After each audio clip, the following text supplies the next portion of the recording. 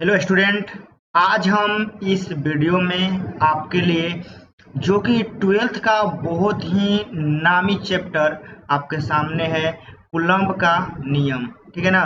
Coulomb का नियम क्या होता है, इसके बारे में हम लोग पूरा आज जानेंगे कि आखिर यह वर्क कैसे करता है। ठीक है, तो जिस तरह हम आपको नोट करवा रहे हैं कि आप इस तरह नोट कीजिएगा और आपसे एक भी क्वेश्चन बचेगा नहीं, तो आप लोग वैसे ही नोट कीजिएगा।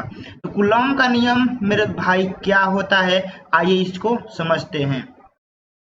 जो कि आप लोग यहाँ देख रहे हैं कि फ्रांसीसी वैज्ञानिक, मतलब कि देखिए कूलम्ब का नियम, तो एक वैज्ञानिक थे कूलम्ब। ठीक है ना, उनका नाम ही था कूलम्ब। तो उन्होंने ही एक नियम दिया और उसी नियम को क्या कहते हैं, कूलम्ब का नियम। तो आखिर उन्होंने कौन सा नियम दिया जानते हैं। तो फ्रांसीसी वैज्ञानिक कूलम्ब ने प्रयोग के आधार पर दो आवेशों के बीच लगने वाले बल के संबंध में एक नियम दिया, जिसे कूलम्ब का नियम कहते हैं। क्या बात है। देखिए बहुत ही सिंपल वे और बहुत ही आसान भाषा में हम लिखे हुए हैं आपको समझाने के लिए कि मतलब देखिए कूलम्ब का नियम बस कुछ नहीं होता है। बस इतना जानिए ना कि कूलम्ब नाम का एक वैज्ञानिक था जो कि दो आवेशों के बीच जो बल लगता था ना, तो उसी बल के संबंध में एक नियम दिया और उसी बल को क्या कहते हैं हम लोग, कूलम्ब का नियम कहते हैं। तो आखिर दो आवेशों के बीच जो बल लगता है, आखिर उसका नियम कूलम्ब ने दिया। तो आखिर वह नियम क्या है, अब वह हम लोग समझते हैं। तो इतना तो आप लोग समझ गए, तो यह बतिया आप अपने कॉपिया में इतना नोट कीजिएगा। ठीक है ना। अब थोड़ा सा आगे हम लोग बढ़ते हैं। ठीक है ना, इतना आप लोग नोट कीजिए। अब इसके आगे देखिए, हम यहाँ पे एक आवेश रखे हैं जिसका नाम है Q1 और हम एक यहाँ पे आवेश रखे हैं जिसका नाम है क्या, Q2। और दोनों के बीच में जो दूरी है आप देख सकते हैं कि हम R दूरी पे क्या करे हैं कि दोनों को रखे हैं। ठीक है ना, R दूरी पे रखे हैं। तो जो इन दोनों के बीच में बल लगेगा, उसी बल को किसने डिफाइंड किया, कूलम्ब ने, और उसी को क्या कहा जाता है, पूरा कूलम्ब का नियम कहा जाता है। आखिर वह नियम क्या है अब जानते हैं। यहाँ पे क्या है, कूलम्ब के नियम के अनुसार आखिर उन्होंने क्या कहा जानते हैं। दो स्थित बिंदु आवेशों के बीच लगने वाला आकर्षण तथा प्रतिकर्षण बल दोनों आवेशों की मात्राओं के गुणनफल के अनुक्रमानुपाती। ठीक है ना, इतना होल्ड कीजिए।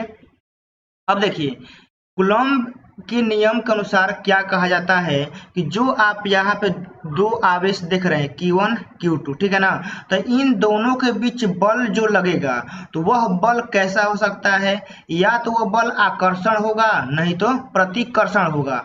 बल दो ही प्रकार का लगता है, या तो आकर्षण का नहीं तो प्रतिकर्षण का।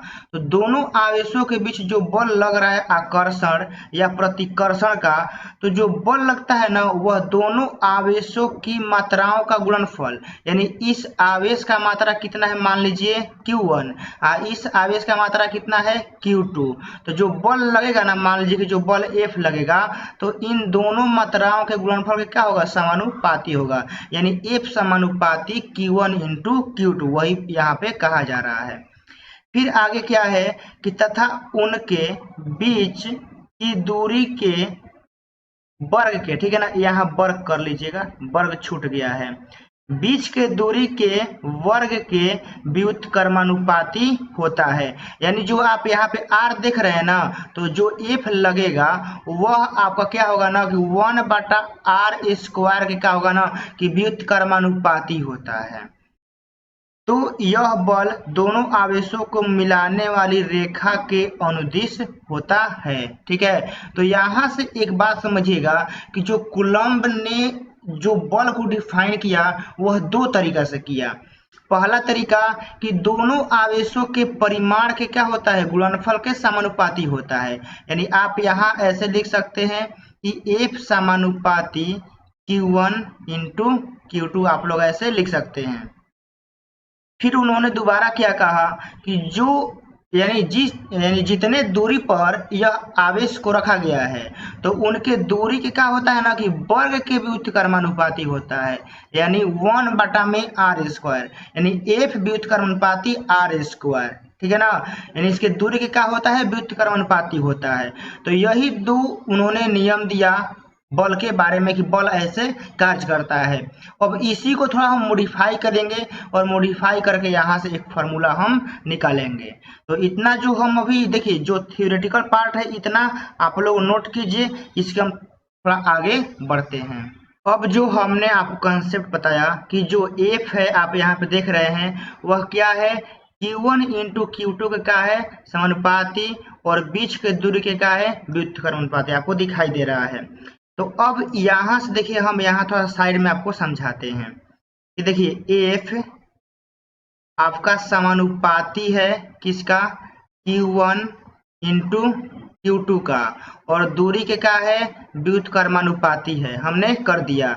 तो अब देखिए समानुपाती हटेगा तो क्या आएगा, एक बराबर आता है, और इस पूरे इक्वेशन को बैलेंस करने के लिए एक कांस्टेंट आता है। ठीक है ना, तो उस कांस्टेंट का नाम हमने क्या रखा है, के। तो पूरा देखिए F बराबर क्या आ गया, के Q1 Q2 बटा में r²। तो पूरा देखिए यहाँ पर वही लिखा है कि F बराबर क्या होता है, के Q1 Q2 बटा में r²। अब यहाँ देखिए यहाँ के एक नियतांक है जिसे परावैद्युतांक कहते हैं। इसका मान 1/4 पाई एप्सिलॉन नॉट होता है। इसका मात्रक न्यूटन मीटर स्क्वायर प्रति, यानी यह बाटा है, कूलम्ब स्क्वायर होता है। देखिए जो आप यहाँ के देख रहे हैं, के देख रहे हैं ना, तो इस के का मान होता है, यहाँ आप लोग नोट कर लीजिएगा अच्छे से कि के का मान क्या होता है, 1/4 पाई एप्सिलॉन नॉट। इसका पूरा मान होता है 9 गुना 10 के पावर 9 होता है। ठीक है ना, 9 गुना 10 के पावर 9। इस के का मात्रक भी होता है जो कि आप देख रहे हैं कि यहाँ पे लिखा हुआ है न्यूटन मीटर स्क्वायर। ठीक है ना, न्यूटन मीटर स्क्वायर बाटा में क्या है आपका कूलम्ब स्क्वायर, यह आपका मात्रक होता है। तो इतना आप लोग लिख लेंगे। अब देखिए जो यह फार्मूला मान लीजिए आपका इक्वेशन फर्स्ट है, तो इस फार्मूला में हम क्या किए, के का मान यहाँ पे रख दिए हैं 1/4 पाई एप्सिलॉन नॉट। तो पूरा आपका क्या है ना कि देखिए पूरा आपका यहाँ से फार्मूला निकल गया कि हाँ F कैसे कार्य करता है। ठीक है ना, आपको दिखाई दे रहा है कि पूरा यहाँ पे क्या है, F बराबर 1/4 pi epsilon not Q1 Q2 बटा में r²। तो यही आपका कूलम्ब नियम का फॉर्मूला होता है, और इसी का मतलब कि नाम होता है कूलम्ब बल, विद्युत बल, पूरा यही होता है। F बराबर 1/4 pi epsilon not Q1 Q2 बटा में r²। तो इतना आप लोग नोट कीजिएगा। इसके बाद हम लोग आगे देखेंगे नेक्स्ट वीडियो। ठीक है ना, तब तक के लिए आप लोग अच्छे से नोट बनाते रहिएगा, और जो जितना हम पढ़ा रहे हैं उतना ही रिवीजन कीजिएगा। गारंटी है कि धीरे धीरे हम आपका सब पूरा सिलेबस खत्म कर देंगे। ठीक है, तो मिलते हैं उसी वीडियो में। जय हिंद, जय भारत।